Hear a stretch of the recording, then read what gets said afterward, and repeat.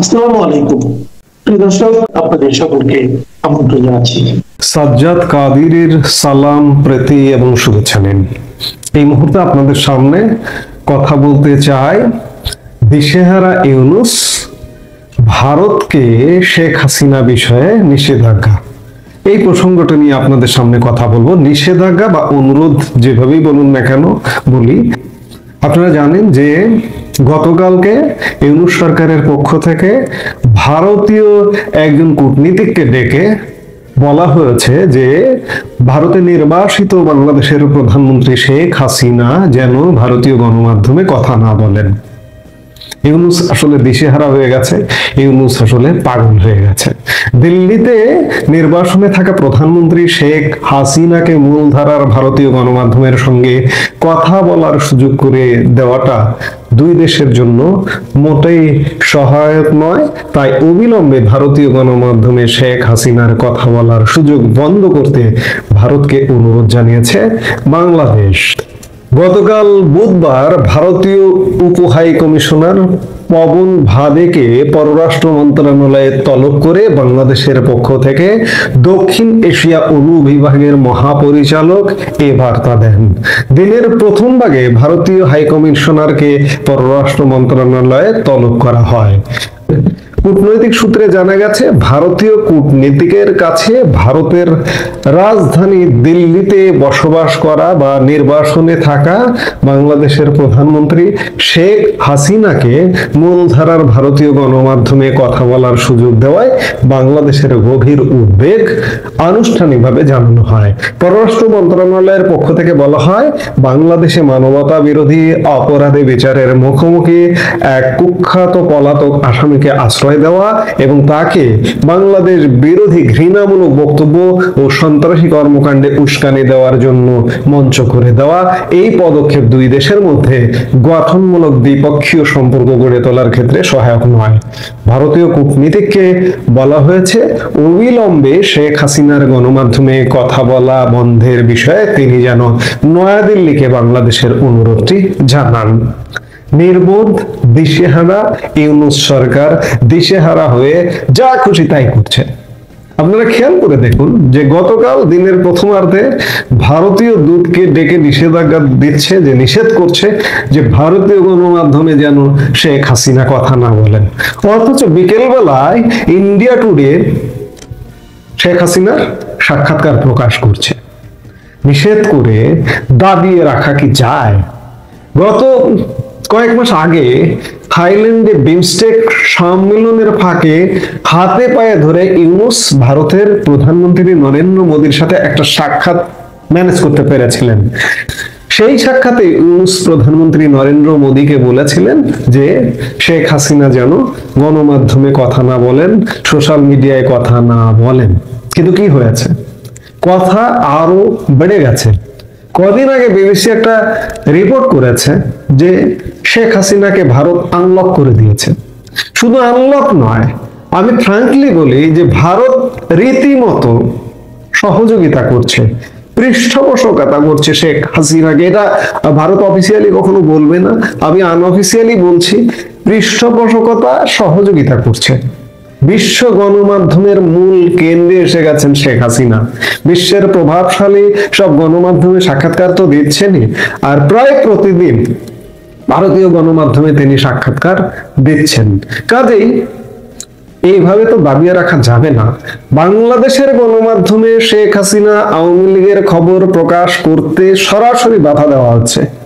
সরাসরি গণমাধ্যমগুলোকে ফোন করে বলা হয়, কেউ যদি শেখ হাসিনা বা আওয়ামী লীগের কোনো খবর প্রকাশ করে তাহলেও সেই গণমাধ্যমের রীতিমতো খবর আছে। আইনগত খবর তো করতেই পারে। ইউনূসের মিডিয়া প্রেস উইং থেকে থ্রেট দেওয়া হয়। আরেকটা আছে মব বাহিনী। বাংলাদেশের ভূখণ্ডের মধ্যে গণমাধ্যমকে কন্ট্রোল করে রাখতে পারে হয়তো সাময়িক সময়ের জন্য, কিন্তু গণমাধ্যম, বাংলাদেশের গণমাধ্যম যে কোনো সময় ফুঁসে উঠবে। ফুঁসে ওঠার জন্য কিন্তু রেডি হয়ে আছে। গণমাধ্যমের কোনো দোষ নেই।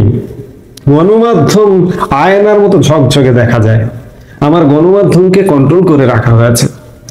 কাজেই বাংলাদেশের গণমাধ্যমকে কন্ট্রোল করে রাখলেও ভারতীয় গণমাধ্যম আন্তর্জাতিক গণমাধ্যমকে কন্ট্রোল করে রাখা যে সম্ভব নয়, এই জিনিসটি যে বা যারা না বোঝে তারা আসলে নির্বোধ, তারা আসলে দিশেহারা। ভারত দিনের পর দিন আরো বেশি সহযোগিতা করবে আওয়ামী লীগকে, শেখ হাসিনাকে, কারণ ভারত অন্ততপক্ষে এইটা বুঝে গেছে যে ভারত যদি মনেও করতো 5 আগস্ট পরবর্তী সময়ে যে আওয়ামী লীগ সরকারের পতন হয়ে গেছে, ঠিক আছে আমরা একটা টার্ম অন্তত পক্ষে অন্য কারো সঙ্গে কাজ করব, কিন্তু ভারত এই 16 মাসে এটি অন্তত পক্ষে উপলব্ধি করেছে যে অন্য কে আছে। জামাত একটা পাকিস্তানি, কট্টর পাকিস্তানি রাজনৈতিক দল, এনসিপি তাদেরই শিশু দল, বিএনপির 2001-06 সালের ভারতের 7 সিস্টার্সকে অস্থির করবার যে প্রচেষ্টা সেটি সম্পর্কে ভারত ভালোভাবে অবগত। আবার গত 16 মাসের কর্মকাণ্ডে বিএনপির কর্মকাণ্ড ভারত দেখছে, বিএনপিকে সুযোগও দিয়েছিল, আমি এই কথাগুলো অনেকবার বলেছি, স্পেস দিয়েছিল।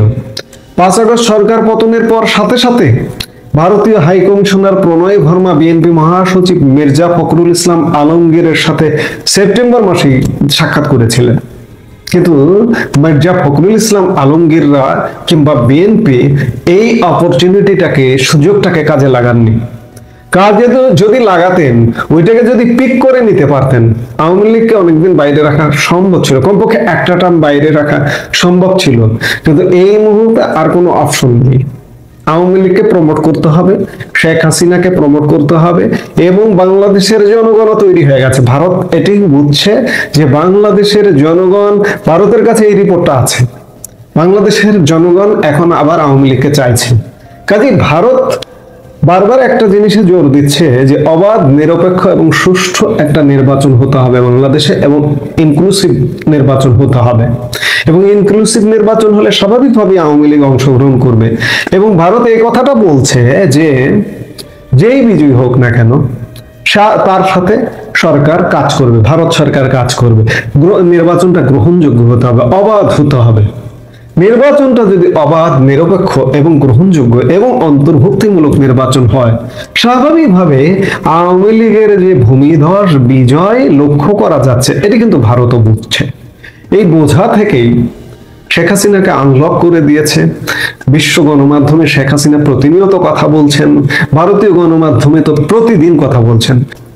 গতকালকে ইন্ডিয়া টুডের সাক্ষাৎকারে শেখ হাসিনা আগামী নির্বাচনে অংশগ্রহণ, তার দেশে ফেরা ইত্যাদি বিভিন্ন বিষয়ে খুব দৃঢ় অবস্থান ব্যক্ত করেছেন।